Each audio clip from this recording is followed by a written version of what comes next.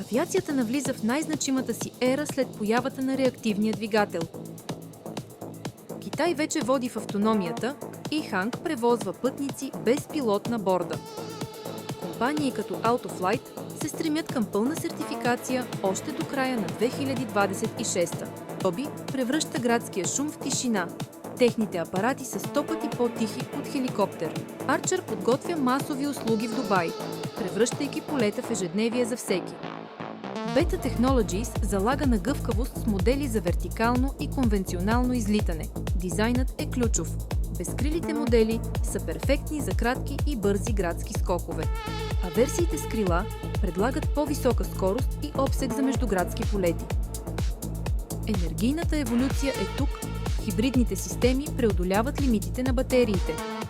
Водородното задвижване обещава полети до 1200 км с нула вредни емисии.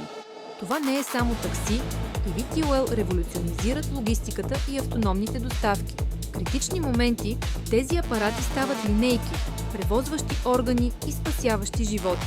Армията вече тества тяхната тиха мощ за евакуация и логистика в оспорвана среда.